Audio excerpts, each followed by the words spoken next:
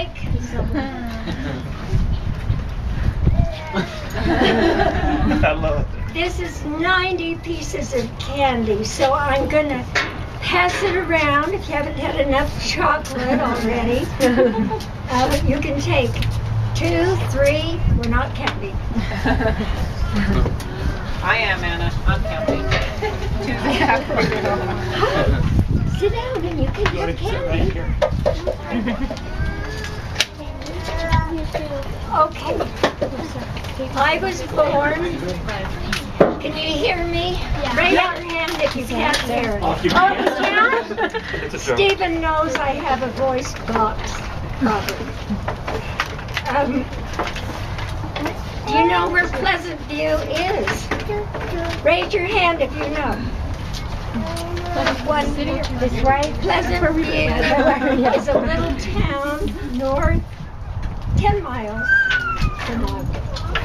It is now almost continuous to Ogden. When I was born, there were like 300 people living in the town. Everybody knew everybody. We had great neighbors. We talked to our neighbors. We weren't on the cell phones. And we loved Pleasant View. There were a lot of good people that lived there. My mother had me at home. And there was a lady, little training, I guess, I don't know how much, was the person that delivered me. And it was hard on my mother. And it took her about a month to really get back to any kind of energy. I have to rely on my notes. Life on the farm was different than anything anybody here has experienced, I'm sure. It was a depression time. It was after World War I. People lost their jobs, and it was not just in our country, it was international. And my dad,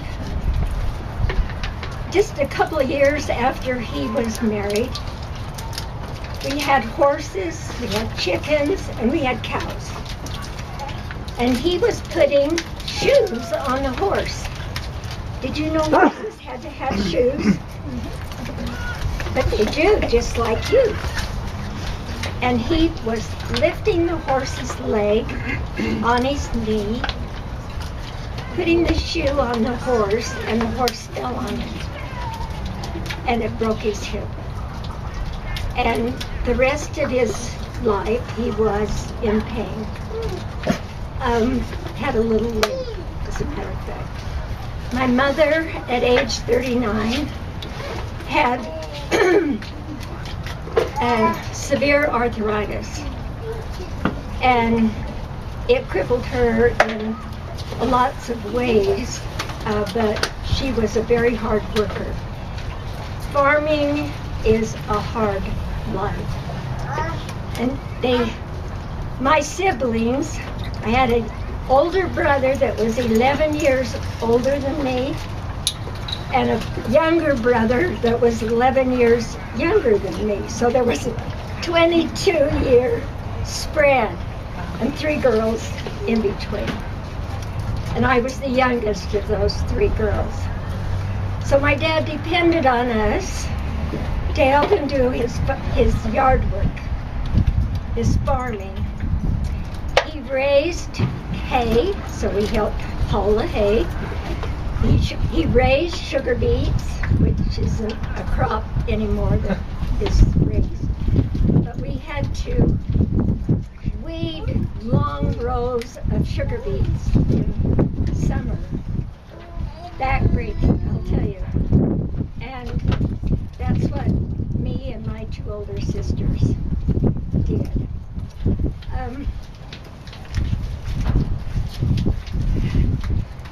As I told you, we raised chickens. And so we had a chicken every Sunday. This may gross you out, but my mother was a tough lady. She would take a chicken, put it on a block, hit it with an axe, and take its head off. And then, with the family's help, put it in a bucket of hot water, and then we all plucked the feathers off, and then the chicken was ready for Sunday dinner. And the piece they gave me, because I was the youngest at that time, I didn't have that younger brother, was the wing. Choice piece. I thought they were going to say the neck. Save the neck for before. How many have been to Wildwood? How many of you noticed the stove in the kitchen? Not the one I use, but the other stove. You have an idea of what my mother cooked on. And so it was my job as a little kid to go out, get the wood, bring it in, so that my mother always had wood, because it seemed like she was always cooking. And the house was always hot, because, especially in the summer, better in the winter. We had no furnace in this house.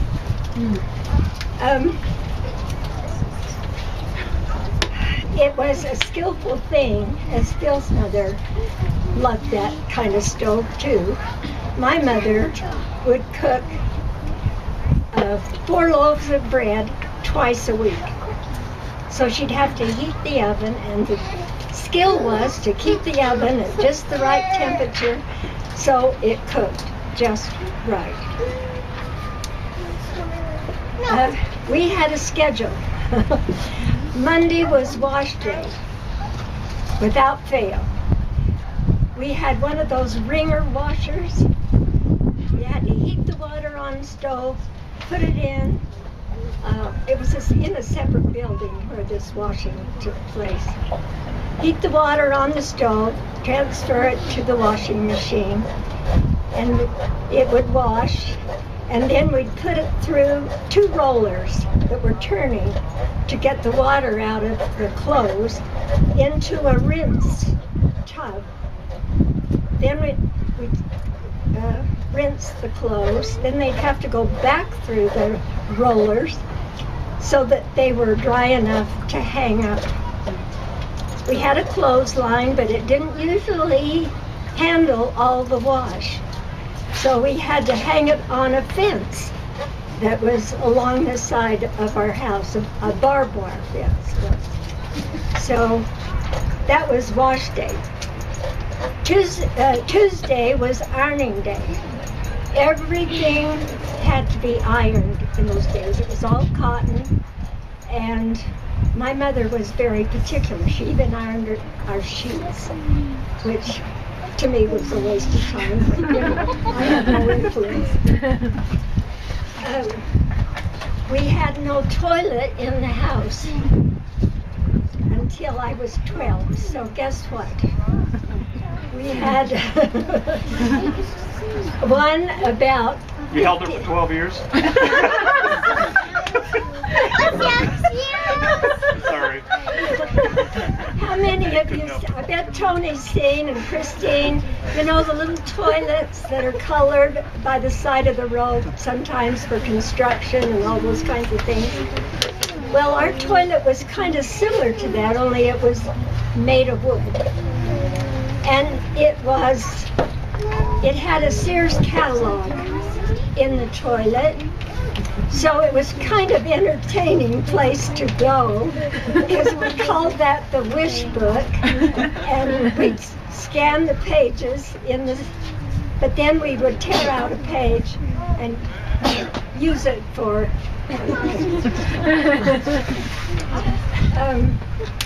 at about age 12, we had an indoor bath. But do you want to know how we bathed before we got the indoor bathroom? Yes. It was a big round tub, had to heat the water on the stove, transfer it to the tub, and I don't know how my parents made, but I honestly don't, because I never saw them bathe.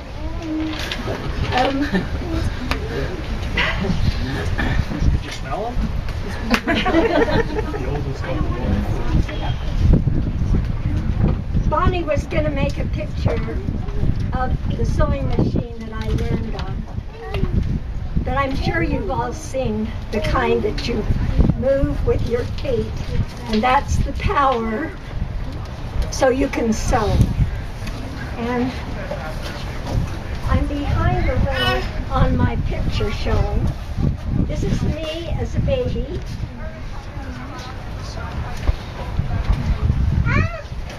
This is me at 3 years old.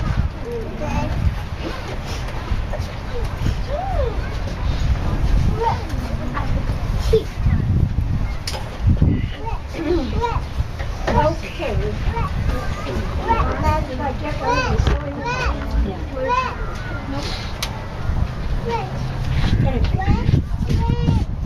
When I was about 11, because it was country, they taught sewing, and it was called a 4-H group.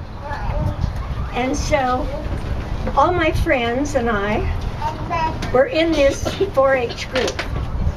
But my mother was really the one that taught me to sew.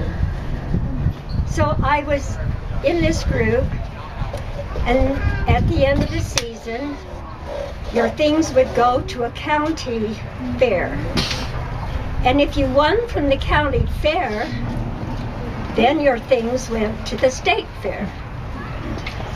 My things went to the state fair times.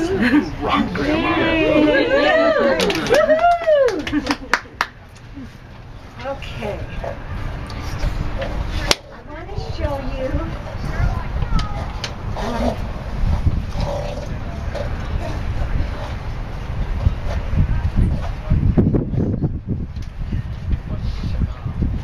when I was 11, a special thing happened. I think all of you would agree that this is a special thing. The girls in our ward had all accomplished something that I can't remember what it was, but it was outstanding. And so they let the president of the church know that we had done this and requested that he come to a sacrament meeting. And he accepted. It was George Albert Smith. And they had a meeting at a home prior to the service. And I was the one that got to pin the rose on the president. That was emotional for me then, it still is.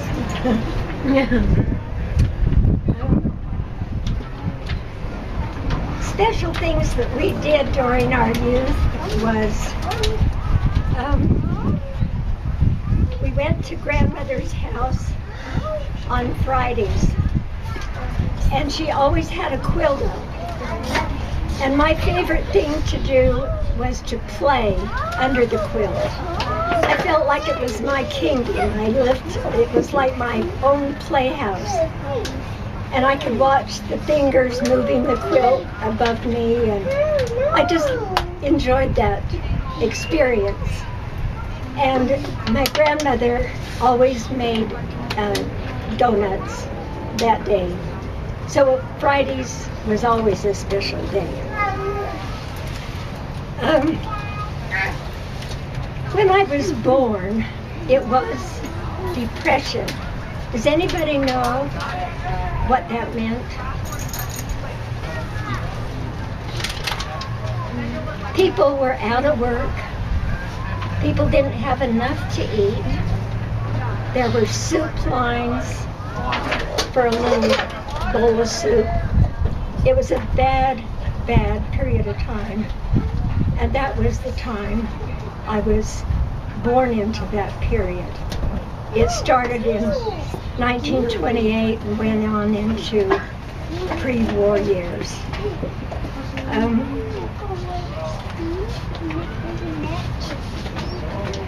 Things I loved to do when I was a child was sledding. We had a sled and we had great sledding. We listened to the radio, no TV, it hadn't been invented yet. We had our first TV when we were in dental school. We loved the soap operas, and we'd talk about them, and we'd say, what do you think, who's going to marry who, and, you know, all those. Nothing's ever changed. We liked to play hide and seek, so all the neighborhood kids would gather every night and play hide and seek, and we loved that. It was a neighborhood thing. Freedom was, we could go anywhere, and it was free, and there was no danger. I loved that period of growing up where you had that freedom.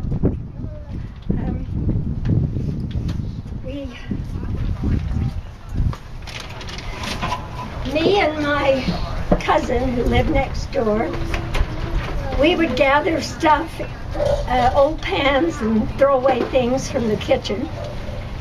And guess what we did? We played in the mud. And we loved it. And so we'd make pies and cakes and, you know, castles and all kinds of things. Exactly what you would do if you went to the beach. But we got pretty dirty too. On Saturdays, we would go to the movies. The movies cost 10 cents, and they were cowboy movies. And for 10 cents, you could even watch it through again. They didn't clear out the theaters. So we loved doing that on Saturday afternoons. Okay. I need some models. So, Kate. This is a hat. I think I have a picture. This is. I'm wearing this hat. This is how they wore them in the 20s.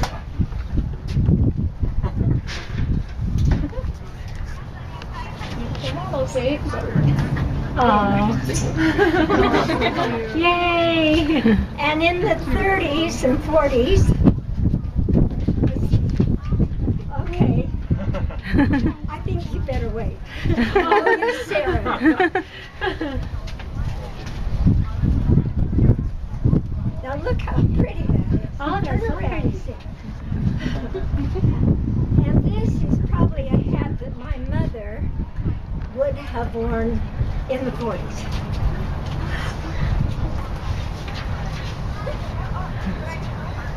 I think this is the hat Bonnie wore in a parade.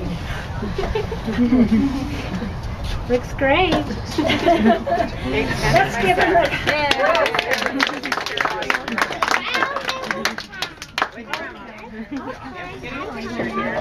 Smile.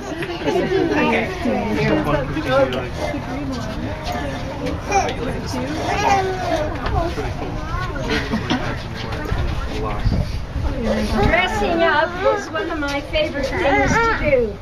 So me and a friend next door, that was one of the things we would do. It's just hats and gloves, purses, you know. My girls, I think you did that a bit when we were growing up. Oh, hold on. Huh? You pass it down.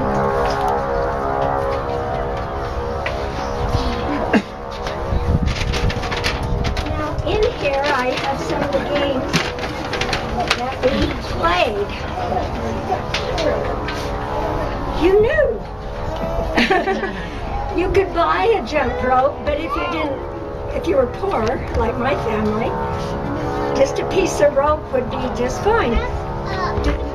Can you do it? Oh, show us. Too short for you, Kate. Short. Yeah. Yay! Anybody else want to try? Okay. Move back a little, Anna. Off the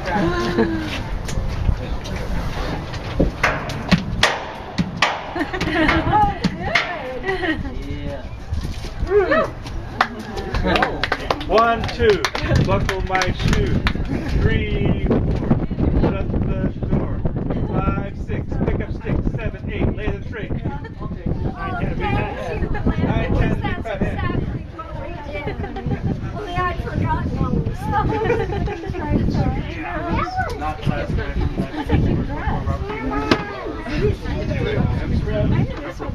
How many know this Okay, I game? don't know who that is. Who a friend of yours, somebody. Other games I think have probably replaced it, but this was very, very popular. In fact, Phil's mother belonged to a rook club, and they would meet every week. And it was in everybody's home. Children played it. It's a real favorite. Still my favorite. It's the only one I know.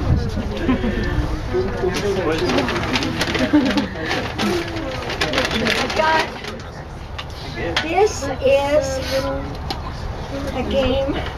I don't think we can play this here. But this is called Jacks. Who knows about Jacks? Raise your hand. Then you know how to play it. Throw the ball up, pick up a jack or two, however you want to play. And then, if you want a real skill about it, pick them all up, all the balls in the air. And it was a fun game. I don't know if you can buy it anymore.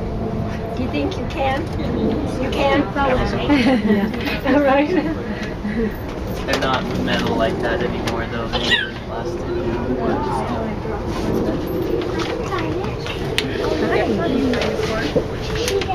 Oh my gosh.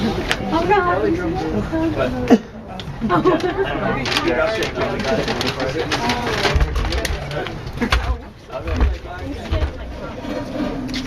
This is pick up sticks.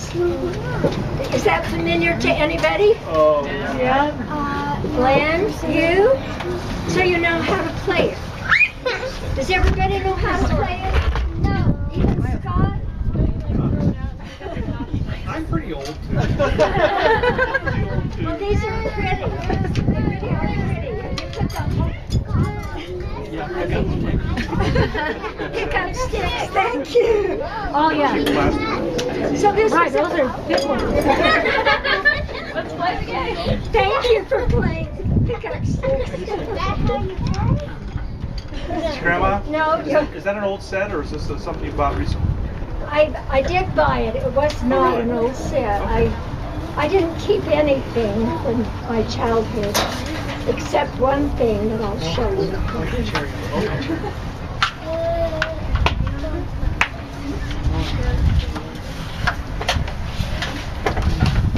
I just happen to have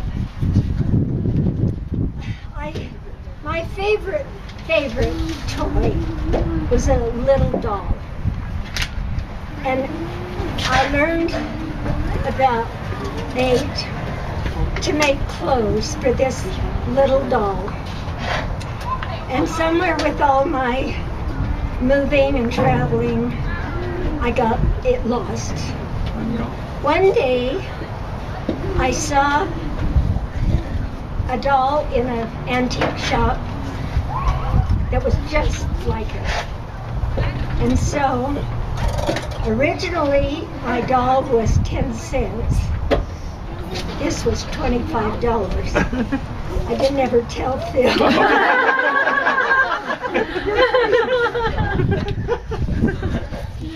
You wouldn't think this little doll could be my most precious toy.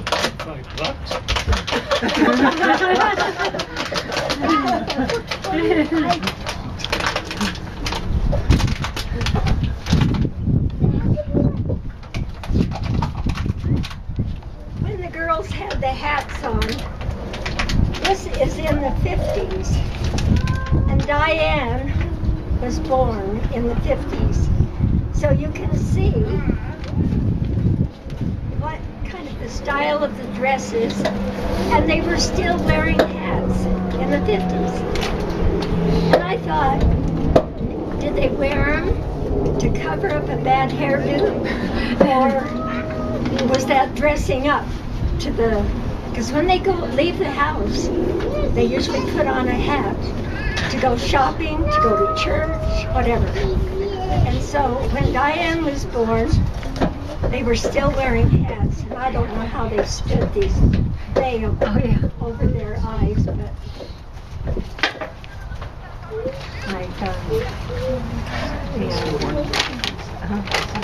thank you. Thank you.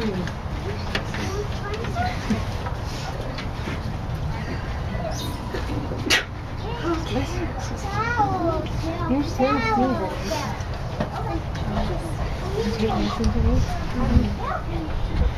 sweet. This quilt was actually one that my grandmother made. Could have been one that I played under, I don't know. But it was a gift to me. And it's really worn out now. But I think that playing under a quilt was my first introduction to quilt making.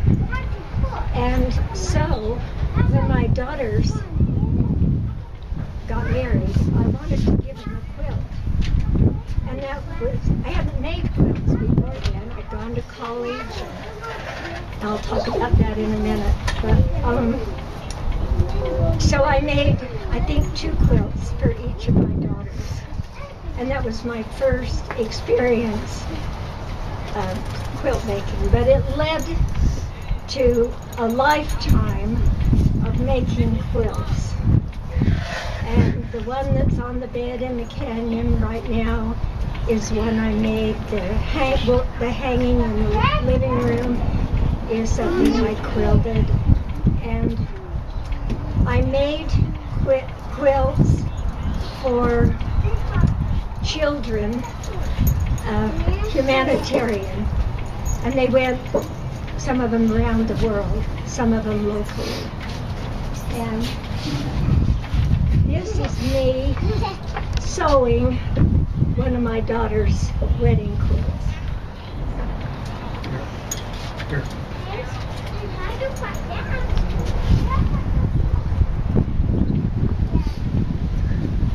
I wanted to go to college, and I knew my parents couldn't pay for my way.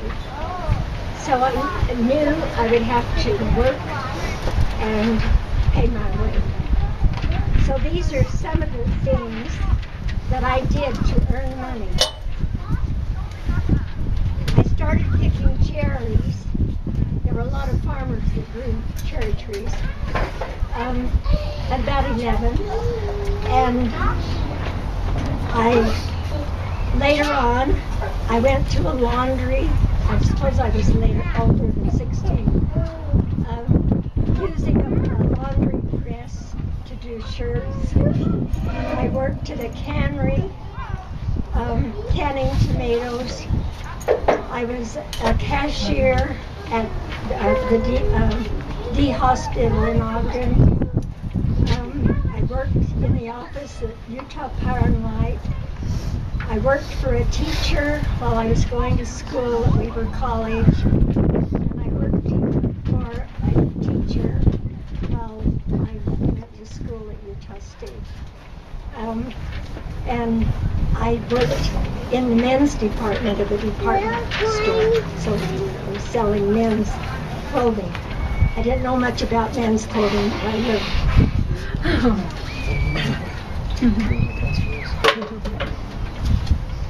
Okay.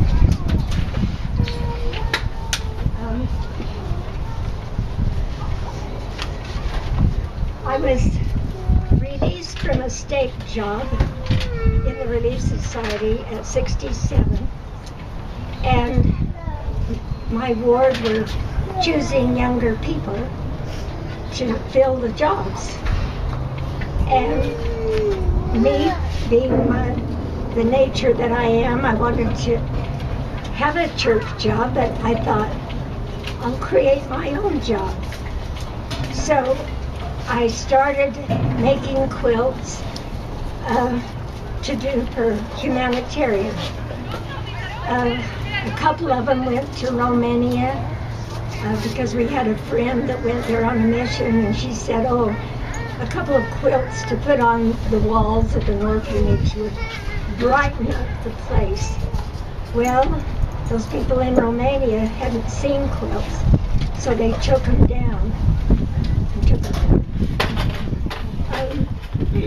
So it started with quilt making for myself and for others, and then it led to dresses. But I'll show you that in a minute. First of all, I want to show you, this is my wedding dress. I made it. This is my wedding line. Bill's parents, my parents.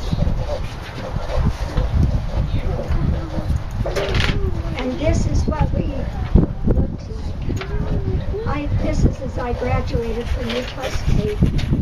And this is what Bill looked like when he went on his mission. So that's pretty much what we looked like when we got married.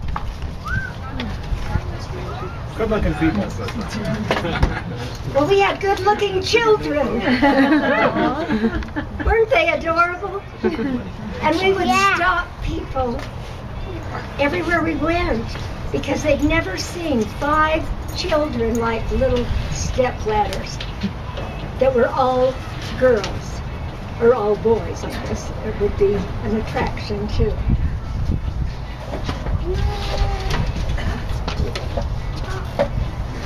So now, because I made my wedding dress, I still have it, but I can't get in it anymore, even though I weigh some less pounds than I did when I got married. The sand shifts. And so I couldn't bring it, but Anna, you're the oldest, so you're the closest to being a bride. I hope not. Oh, that's so nice. Parents don't think. She's 12.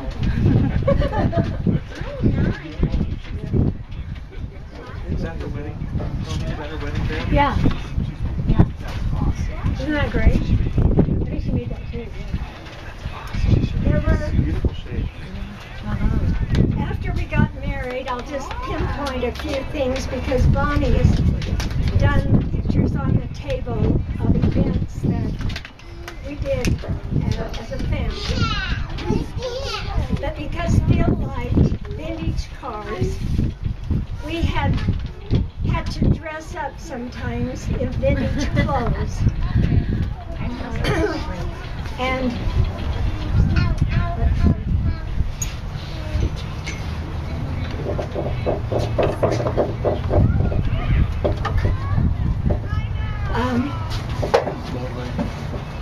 oh no. No, this one. I made the picture. This, Bill got into antique cars, and this was the first one he did. And it's the same age as me. It is a 1928 Model A coupe. We drove it a lot. You can see we dressed up. And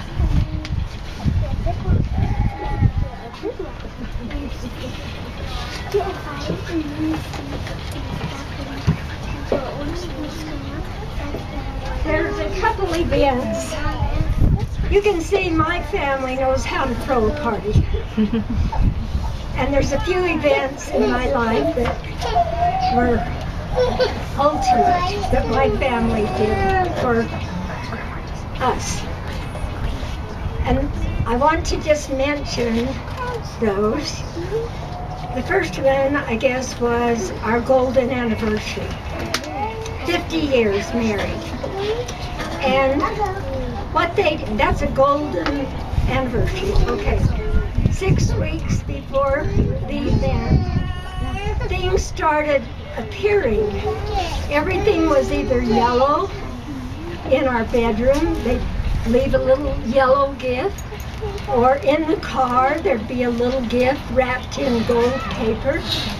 This went on every day for 6 weeks until we had the day of our golden anniversary, and that we went back to Logan, where we were married as a family, and went through that temple.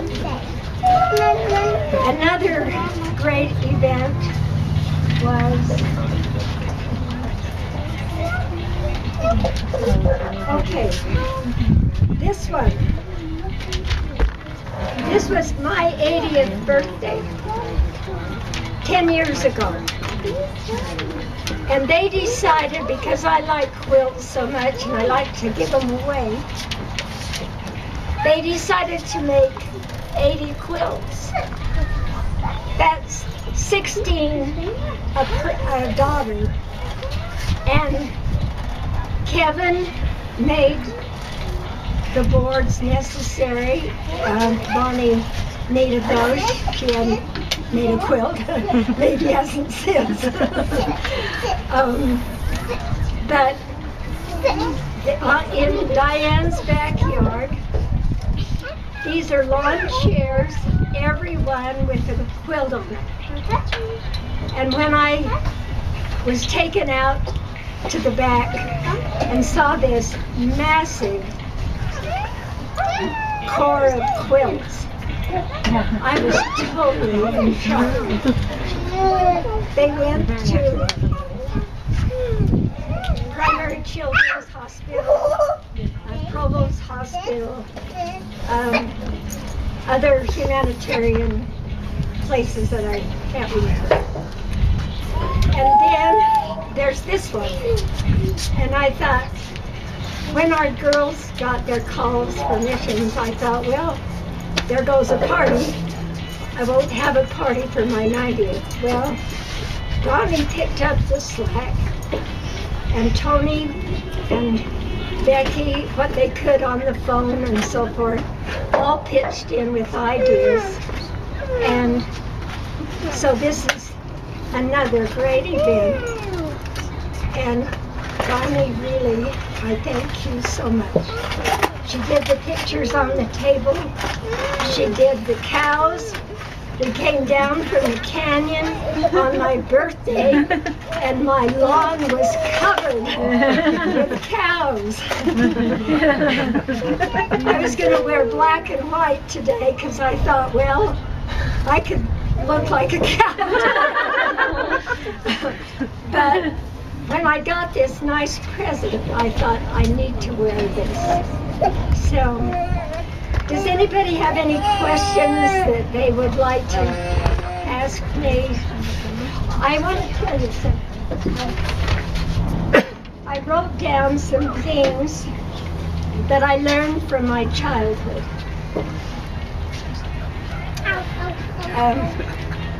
I learned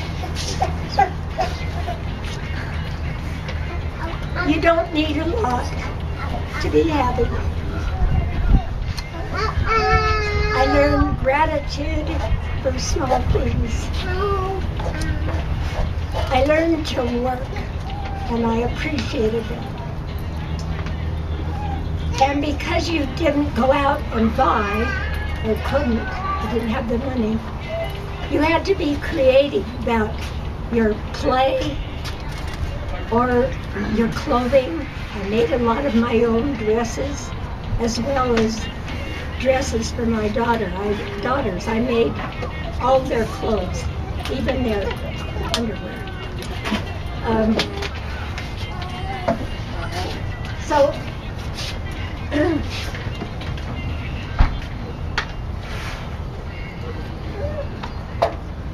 the thing I'm into now, and have been for the last 12 years or so, is making dresses. And I've worked through Mothers Without Borders and locally Women in Crisis. How many have you made? Just this last April, I reached a goal of 1,500.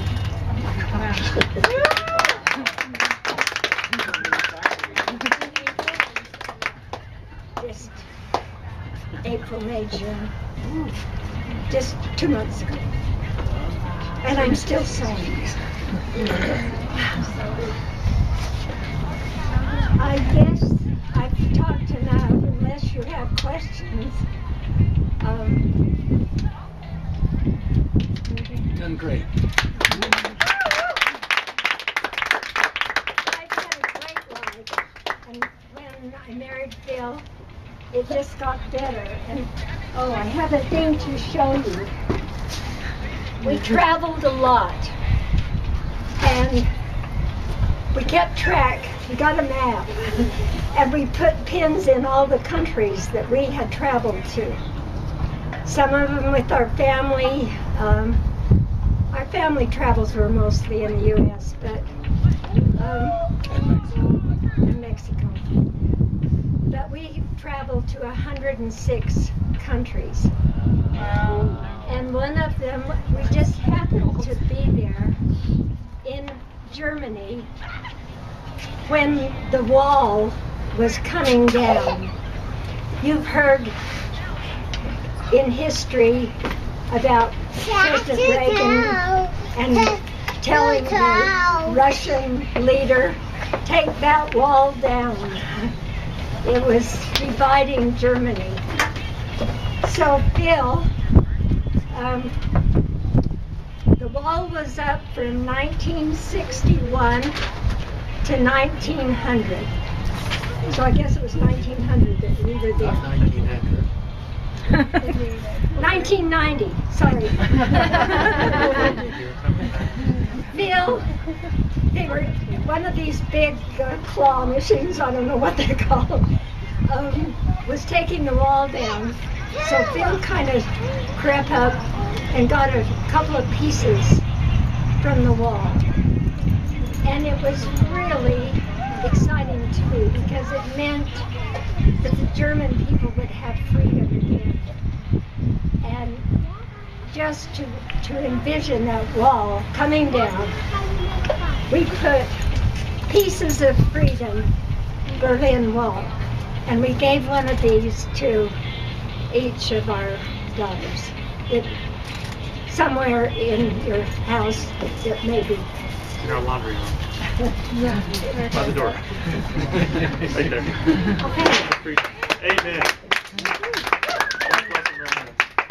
Okay. So you'll meet soon again with your socks, coat, and pants. And you'll know once your necktie's back under your chin and Norval has waved you Godspeed with his fin. You're in pretty good shape for the shape you were in. Unfortunately, this is not you at all. It's more Phil. Okay, thank you. Can I just say, yeah. I forgot something. You know, growing up in the Depression years, our socks would wear out and our shoes would wear out. And so I darned a sock of Phil's, one of his favorites. He said it had a hole in, so I darned it. Do you know how to darn? Well, you'd make a lot of rows one way, then you come back and you go in and out and in and out those threads the other way. It's just like weaving, and so it mends the sock. And I did this for Phil even after we were married. He had a pair of special socks. They were Argyle socks. And an old girlfriend had given them to him. He didn't had a hole in them, so he gave them to me to darn. And being the loving wife I was, I darned them. You sewed them closed. Yeah. Show 'em what you've darned it on. Oh, you know what this is inside? Tennis ball. It's a light bulb. Oh, I see. Oh, really? We even darn socks. Do you? Oh yeah, you taught us to darn socks. But you don't do it, I do. Oh no. Nobody asked me a question, and I thought sure you would. And that was how Phil and I met. Some friends of mine and I, there were 4 of us, decided to go down to BYU. I worked in the registrar's office and took some classes, and they did the same. They got a job on campus. And Phil came in the registrar's office, and he had this shirt on. It was corduroy. And it had holes in it. Like someone had taken a BB gun and shot at him, you know. And every time he came in, he had this shirt on. I thought, this guy has no idea how to dress. But because he was sending out his transcripts to dental school, I saw him quite a bit, and he finally asked me for a date. And 6 months later, we were on our way to dental school. Wow. I thought you'd like to know that. What a poor dresser he is. She dresses me. Okay, thank you for coming. Thank you.